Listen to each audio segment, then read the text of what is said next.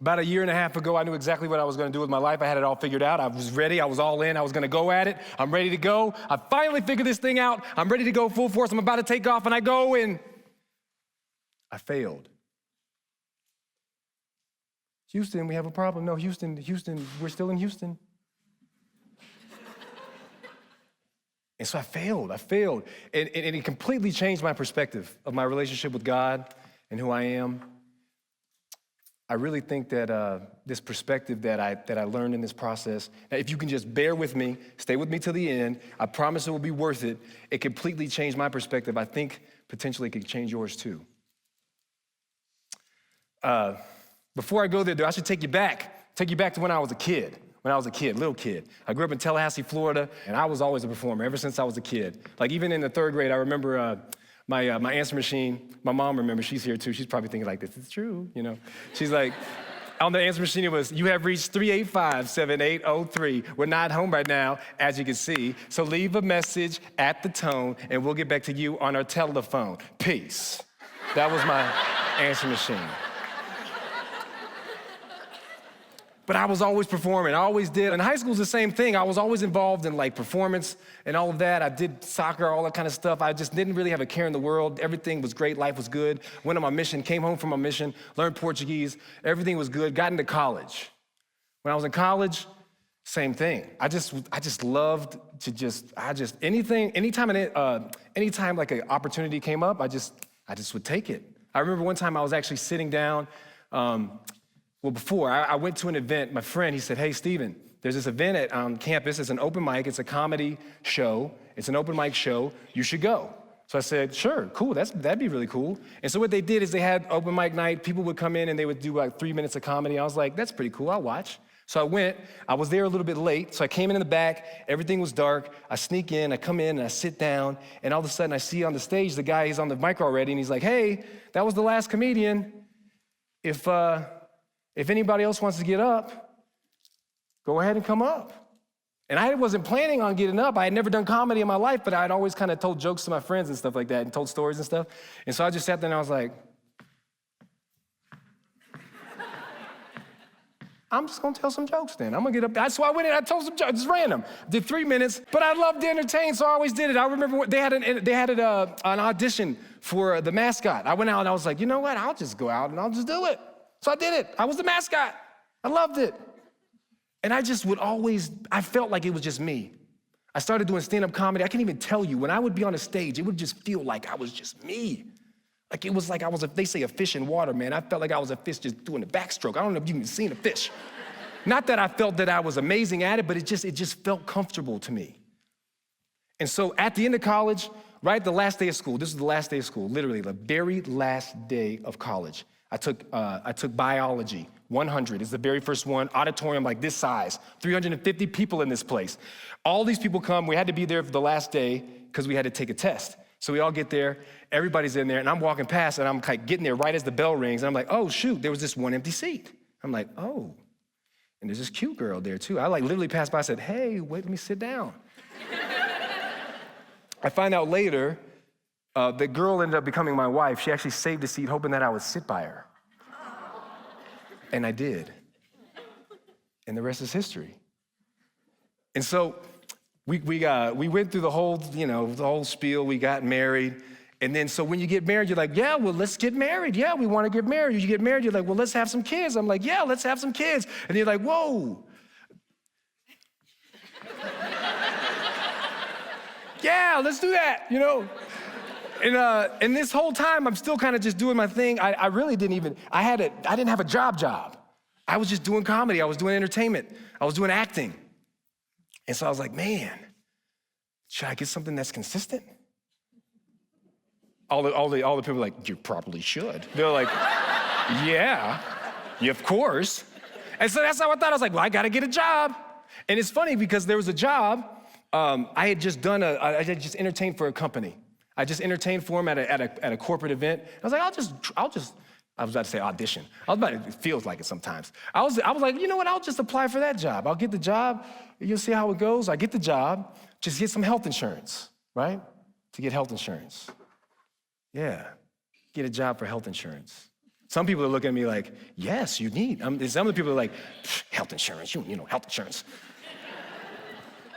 But I get the job. I remember the first day I went to work. And so I wasn't really technical. It was a technology company. I get there the first day, and this is not even like the first week. This is the first day of work. I get there, I'm like, man, what? But to this point, you don't just sit at a desk, you know what I mean, for 8 hours straight. People are looking at me like, what in the world? But I'm just saying, I've never in my life, even in college, had to sit there for 8 hours, just sitting there, just like a prison, just like bars were just in front of me. I'm just like, seriously, I mean, this is what it felt like to me. And I get home, and I remember I got home, didn't even kiss my wife. I just went past her, I went straight back to the room, and I went on my bed, and seriously, honestly, I sat there and I cried. Straight up. And I remember I sat there and I cried, and I remember I thought to myself, I was like, man, Heavenly Father, what in the world am I doing? And I just sat there and I was like, I prayed. I said, man, I just pray. I'm with Danny, my wife, that's her name. I said, I pray. I just wish you'd just come in here and just give me a hug.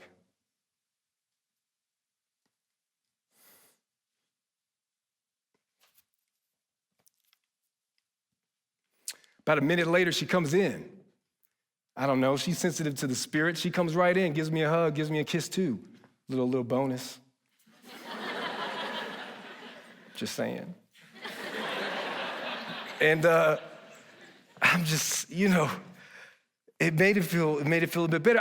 But I didn't give up though, because I'm Stephen Jones. I'm not gonna quit this job. And I stayed with the job. Everything started getting better. I started making decent money. I started making, things started working out, but I still felt like I was in prison. I still did comedy and entertainment on the side. And so just to make a long story short, in 4 years, I had 4 different jobs. Just bounce to bounce to bounce, not fulfilled. Okay, let's try this. Okay, no, change it up. Okay, let me try it again. No, that's not working. Okay, let me try it again. Trying to figure out, who am I? Who's Stephen Jones? Who am I? What am I doing? Man, I'm a comedian, man. I'm an entertainer, man. What am I doing sitting behind a desk? Man, I don't belong behind no desk. And so, I finally get to this point. My last sales job, I get to this point where I'm just like, you know what? I remember the day. I was like, man, I gotta figure this out. A friend of mine actually sent me this video from Steve Harvey. It was really cool. He said, in this video, it was the day I was low, man. I was low. He randomly calls me. I was at work at my desk, and I'm like, I don't know if you can relate. I'm just sitting at my desk. I'm like I'm just having this anxiety attack. Nothing's even going on. I'm like, I just gotta get out. I just took a walk, right? And he's like, hey, man, you need to check out this video. Steve Harvey says this. He goes, there's a difference between your gift and your talent. He said, talents and gifts are different, right? See, your gift is different. He said, people think, he's a comedian. He goes, people think that my gift is that I'm funny. My talent is that I'm funny. My gift is that I can take information, I can recode it, and I can make you laugh. I can take information, I can recode it, I can inspire you. I can take information, I can recode it, I can motivate you.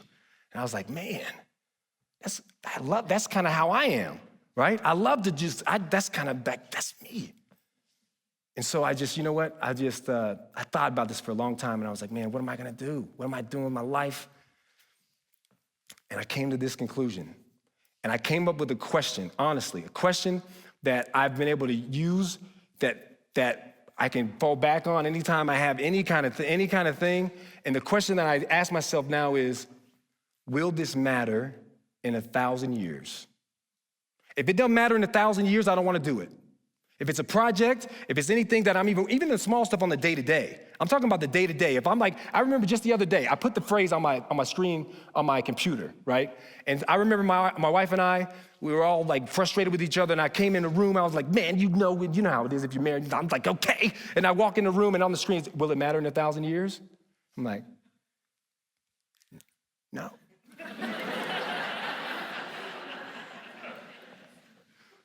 I'm sorry, I was tripping.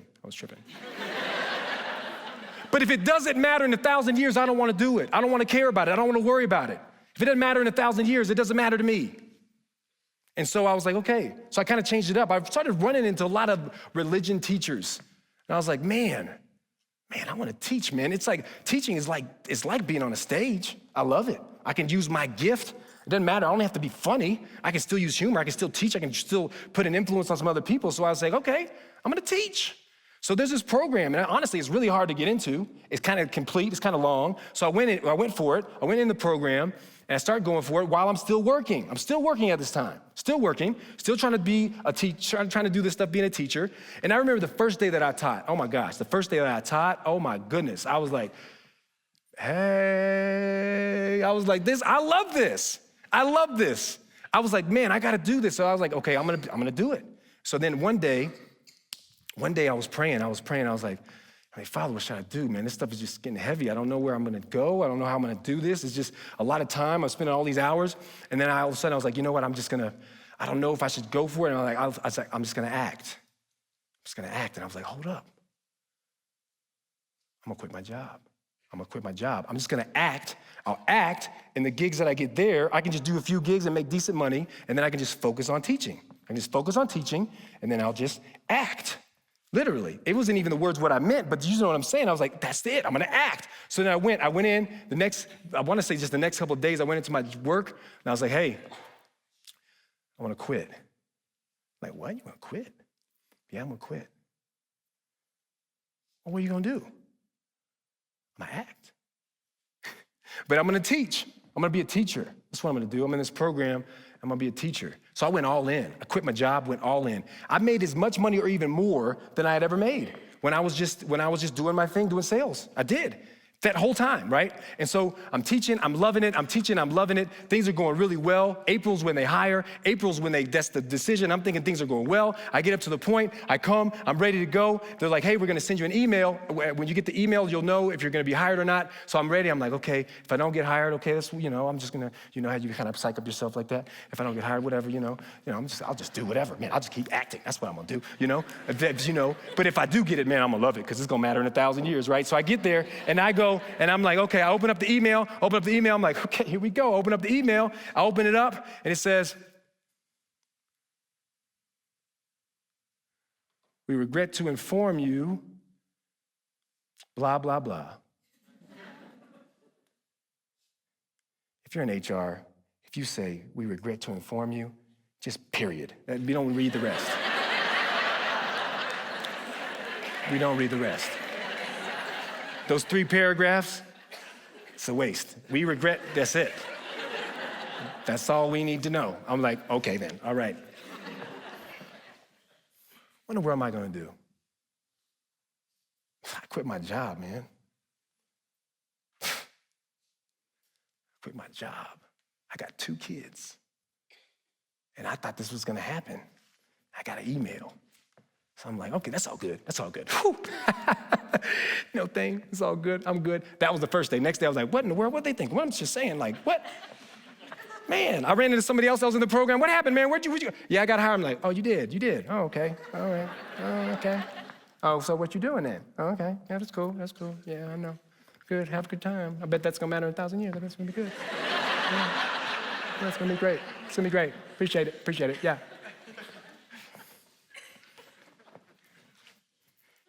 A week later, they come up to me, he said, hey, can I come to your class? I said, okay. So I'm still teaching, even though I know I'm not gonna teach. It's like, wow, this really feels great, But it was good, I loved to teach though. I loved it, I still loved it. And so he comes to my class and he's, one of the people they basically have a teacher who's like a trainer. And he comes up and he's like, hey, I know it's some bad news to hear. Wanted to see if you'd still be willing to student teach, maybe something would come open. I said, sure.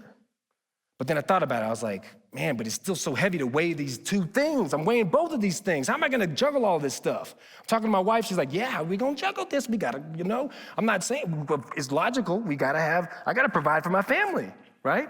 And so you know what I said? Well, I don't know what I'm gonna do. So I said, you know what I'm gonna do? I'm just gonna act. But this way, a little bit different. I said, you know what? I'm just gonna say no. If I say no to continue to student teach, I'll know how I feel. I'll just have to do something and maybe it won't feel right and then maybe I'll change my mind or something. So I'll go at it and I was like, I can't. I gotta provide for my family. I gotta put that first. And he was like, I understand. Last day of class, I was like, oh my gosh, man, I gotta keep teaching. I was like, I gotta keep teaching. So I go back to him, I'm like, hey man, I wanna keep teaching. And he's like, that's funny you say that. There actually was an opening that just happened up in another high school. So if you want to keep student teaching, you can. I was like, Yep, all right. So I went and continued to teach. Long story short, we get to the point where I'm teaching, I'm getting ready for this year, I'm getting ready for the year. All of a sudden, out of nowhere, I get a call. And they're like, hey, Stephen, I want to meet with you. So-and-so from the directors of all the teachers, they want to give you a call, want you to be with your wife. I'm like, oh, shoot, this is going to happen. I think this is it. So they call me, and I'm like, okay, with my wife in there, we're sitting there. And I'm like, okay, we're ready, okay. And he's like, yeah, Stephen, we want to know if you'd be willing to move your family to Arizona. And we were like, okay. But we're like, okay. So we got off the phone. He's like, look, I understand that it's kind of out of nowhere, and it is a big choice. So I'll let you think about it. Tell us in the weekend, right? Come back. The more I thought about it, the more it didn't feel right. It just didn't feel right. I don't know why, but it didn't feel right. So I go, and I'm like, okay. I went to him. I called him on the phone, and I was like, I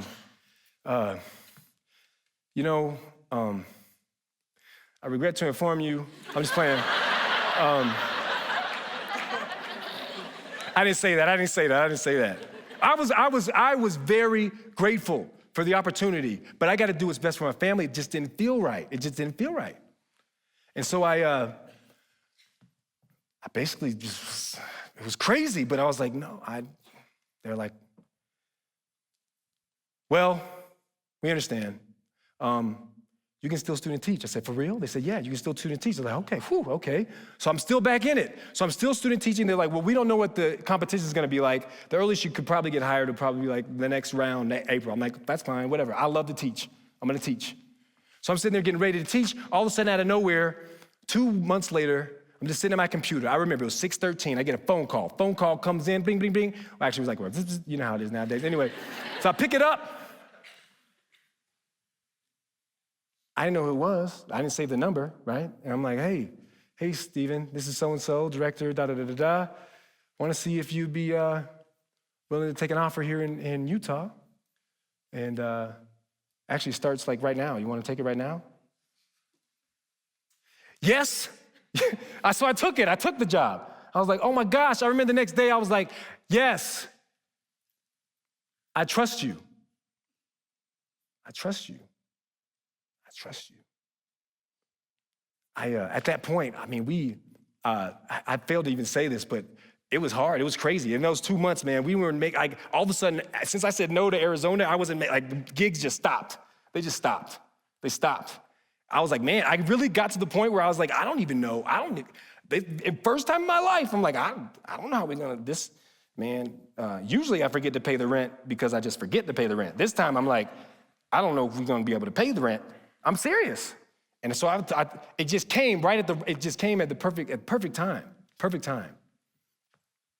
And so I really knew that God knew me, really knew me. He made me stretch. He made me wait on it. Made me wait on it. And so now I teach, literally. I've been only teaching for like the last 4 weeks. And the first week that I taught, one of the lessons that we talked about is just religion at a high school. And one of the lessons we talked about how to receive spiritual knowledge, how to acquire spiritual knowledge. Talked about how if you really want to sincerely know, you can ask, seek, and knock, and it will be open unto you. But he can speak to us. If he speaks to us in our mind and in our heart, he can let us know that it's true. And God is the source of all truth. If you want to know something that's true, you can ask him.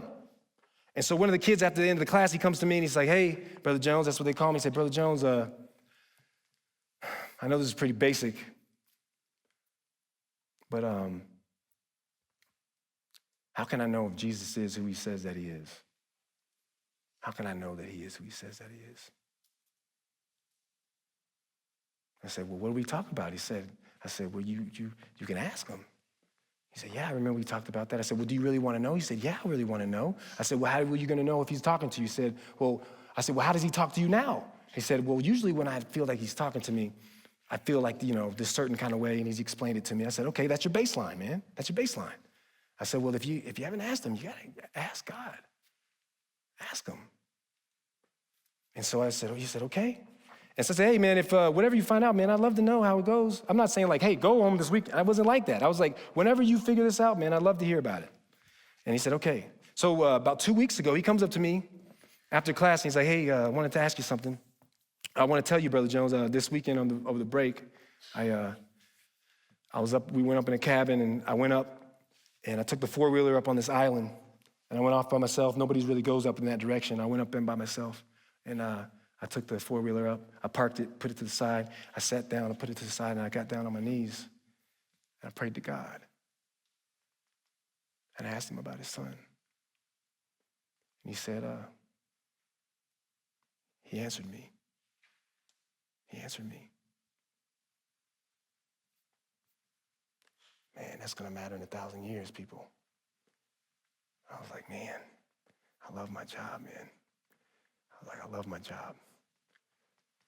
Listen, this is just one person. This is just one man. I'm just one man. I know there's somebody out there, and I thought about this talk forever. You could ask my wife, and I was like, man, I don't know why I'm doing this. I don't know why they're calling me. They literally actually called me the week that I quit my job about this thing. I know it's God's hand in my life. I know that. And hopefully there's somebody out there. I don't know, whatever you are worried about, there's probably somebody out there. I'm talking to you directly right now.